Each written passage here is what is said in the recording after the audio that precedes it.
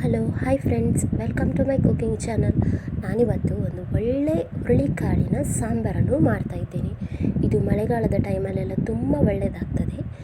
Full video ನೋಡಿ, skip ಮಾಡದೆ. ಮತ್ತು ಯಾರೆಲ್ಲ ನನ್ನ ಚಾನಲನ್ನು ಇದುವರೆ ಸಬ್ಸ್ಕ್ರೈಬ್ ಮಾಡಲಿಲ್ವೋ ಪ್ಲೀಸ್ ನನ್ನ ಚಾನಲನ್ನು ಸಬ್ಸ್ಕ್ರೈಬ್ ಮಾಡಿ.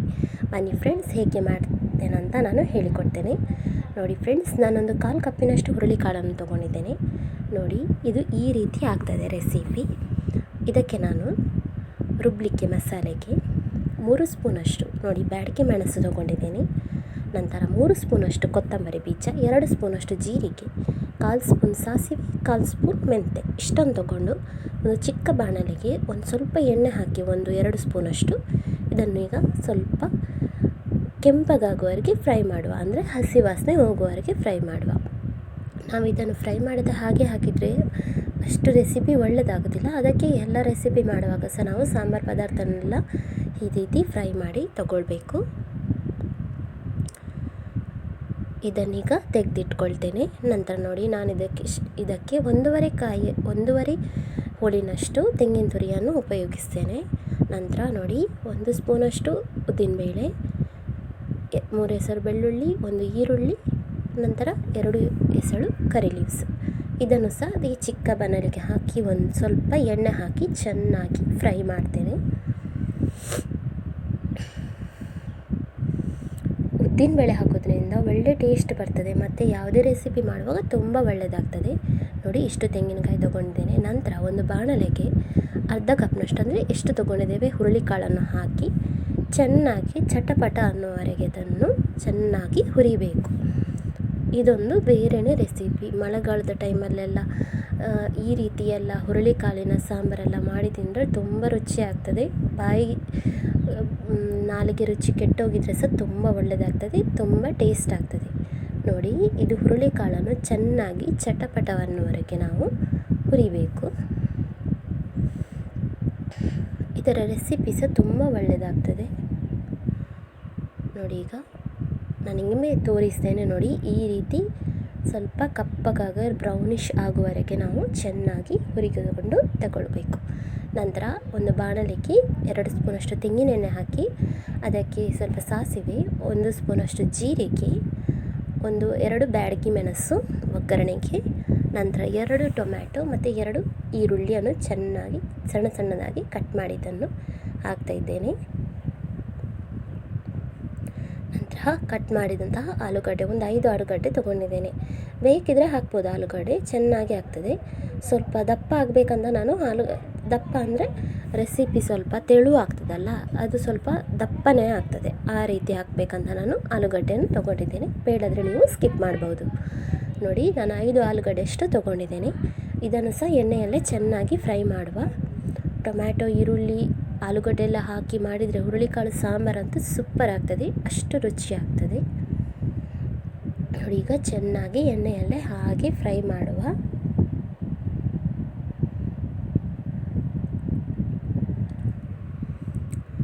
ನಂತರ ನೋಡಿ, ಹುರುಳಿಕಾಳನ್ನು ನಾನು ಈ ರೀತಿ ಫ್ರೈ ಮಾಡಿ ಇಟ್ಟಿದ್ದೀನಲ್ಲ, ಅಂದರೆ ಚೆನ್ನಾಗಿ ಅದನ್ನು ಹುರಿದುಕೊಂಡು ತೆಗೆದುಕೊಂಡಿದ್ದೇನಲ್ಲ, ಅದನ್ನೀಗ ಒಂದು ಪ್ಲಾಸ್ಟಿಕ್ದು ಒಂದು ಇದಕ್ಕೆ ಹಾಕಿ ನೋಡಿ, ಒಂದು ಕಲ್ಲಿನಲ್ಲಿ ಚೆನ್ನಾಗಿ ಮೇಲೇ ಸ್ವಲ್ಪ ಈ ರೀತಿ ಹುಡಿ ಮಾಡಿದರೆ ಆಯಿತು. ನೋಡಿ, ಅದು ಯಾಕೆಂದರೆ ಇಡೀ ಹುರುಳಿಕಾಳನ್ನು ಹಾಕಿದರೆ ಅಷ್ಟು ಪರಿಮಳ ಇರುವುದಿಲ್ಲ. ಮೇಲೆ ಸ್ವಲ್ಪ ಕಲ್ಲಿನಿಂದ ಸ್ವಲ್ಪ ನೋಡಿ ನಿಮಗೆ ನಾನು ತೋರಿಸ್ತೇನೆ. ನೋಡಿ, ಈ ರೀತಿ ಸ್ವಲ್ಪ ಮೇಲಿನಿಂದ ಉಜ್ಜಿದ್ರೆ ಆಯಿತು, ಸ್ವಲ್ಪ ಹುಡಿ ಆಗ್ತದೆ. ಆಗ ಫ್ಲೇವರ್ ಸಹ ತುಂಬ ಒಳ್ಳೆಯದು ಬರ್ತದೆ. ಅದಕ್ಕೆ ನಾನು ಈ ರೀತಿ ಮಾಡ್ತಾ ಇದ್ದೇನೆ. ನೀವು ಸಹ ಒಮ್ಮೆ ಟ್ರೈ ಮಾಡಿ ನೋಡಿ, ನಿಮಗೇ ಗೊತ್ತಾಗ್ತದೆ ಇದರ ರುಚಿ ತುಂಬ ಅದ್ಭುತ ಅಂತ. ನೋಡಿ, ನಂತರ ಇದನ್ನು ಒಂದು ಪಾತ್ರೆಗೆ ಹಾಕ್ತೇನೆ. ಈಗ ನಾನು ಇದನ್ನು ನೀರಿನಲ್ಲಿ ಚೆನ್ನಾಗಿ ಇದು ಮಾಡಿ ಬೇಯಲಿಕ್ಕೆ ಹಾಕ್ತೇನೆ ಪುನಃ ಆಲೂಗಡ್ಡೆ ಜೊತೆ. ನೋಡಿ, ಈ ರೀತಿ ಹುರುಳಿಕಾಳು ಆಗ್ತದೆ. ನೋಡಿ, ಕಟ್ಟಾಗಿ ಎಲ್ಲ ಕಟ್ಟಾಗಬೇಕಂತೆಲ್ಲ, ಸ್ವಲ್ಪ ಕಟ್ಟಾದರೆ ಸಾಕು. ನೋಡಿ, ಈಗ ನೀರು ಹಾಕಿ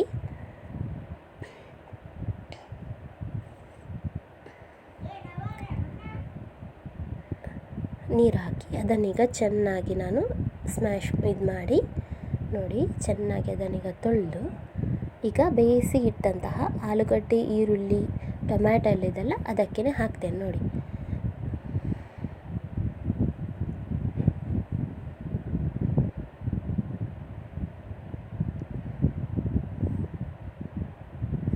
ತುಂಬ ಒಳ್ಳೆಯದಾಗ್ತದೆ ಈ ರೆಸಿಪಿ ಅಂತೂ ನೋಡಿ. ಈ ರೀತಿ ಹಾಕಿದರೆ ಆಯಿತು.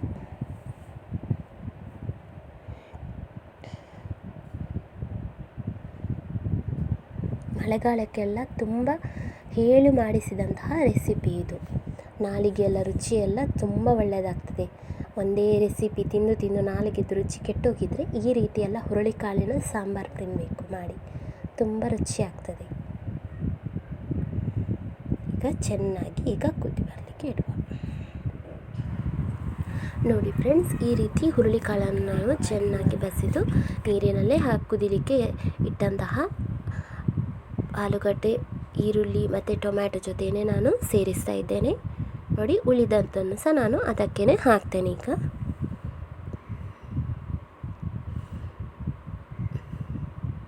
ಒಂದು 15 ನಿಮಿಷ ಆಲೂಗಡ್ಡೆ ಬೇಯುವವರೆಗೆ ಹುರುಳಿಕಾಳು ಸಹ ಅದರ ಜೊತೆಗೇ ಬೇಯಿದರೆ ಸಾಕು, ಜಾಸ್ತಿ ಹೊತ್ತು ಬೇಕಾಗಲಿಲ್ಲ ನೋಡಿ ಫ್ರೆಂಡ್ಸ್. ಈಗ ರುಬ್ಬಿದಂತಹ ಮಸಾಲೆಯನ್ನು ಕೂಡ ನಾವು ಅದಕ್ಕೇ ಆ್ಯಡ್ ಮಾಡುವ ನೋಡಿ. ರುಚಿಗೆ ತಕ್ಕಷ್ಟು ಉಪ್ಪು ಬೆರೆಸಿ ನಾನೀಗ ಬೇಯಲಿಕ್ಕೆ ಇಡ್ತೇನೆ. ನಂತರ ಚೆನ್ನಾಗಿ ಬೆಂದ ನಂತರ ರುಬ್ಬಿದಂತಹ ಮಸಾಲೆಯನ್ನು ಆ್ಯಡ್ ಮಾಡುವ. ಇದೇ ಹುರುಳಿಕಾಳು ಮತ್ತು ಆಲೂಗಡ್ಡೆದ್ದು ಇದಕ್ಕೆ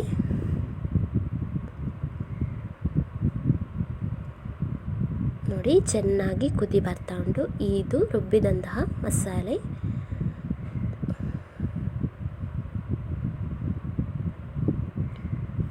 ಈಗ ರುಬ್ಬಿದಂತಹ ಮಸಾಲೆಯನ್ನು ನಾನು ಆ್ಯಡ್ ಮಾಡ್ತಾ ಇದ್ದೇನೆ. ತುಂಬ ಒಳ್ಳೆಯದಾಗ್ತದೆ ಈ ಮಳೆಗಾಲಕ್ಕೆಲ್ಲ ಹೇಳು ಮಾಡಿಸಿದಂತಹ ರೆಸಿಪಿ ಇದು. ಅನ್ನದ ಜೊತೆಗೆ ಮತ್ತು ಯಾವುದೇ ಇದು ಇಡ್ಲಿ, ಯಾವುದೇ ದೋಸೆ ಜೊತೆಗೆ ಸಹ ತುಂಬ ಒಳ್ಳೆಯದಾಗ್ತದೆ ನೋಡಿ. ಪರಿಮಳ ಸಹ ಅಷ್ಟೇ ಒಳ್ಳೇದು ಬರ್ತಾ ಉಂಟು. ನೀವು ಸಹ ಒಮ್ಮೆ ಟ್ರೈ ಮಾಡಿ ನೋಡಿ, ನಿಮಗೇನೋ ಗೊತ್ತಾಗ್ತದೆ ಈ ರೆಸಿಪಿ ಅಂತೂ ಅದ್ಭುತ ಅಂತ. ಈಗ ಚೆನ್ನಾಗಿ ಕುದಿ ಬರಲಿಕ್ಕೆ ಬಿಡುವ.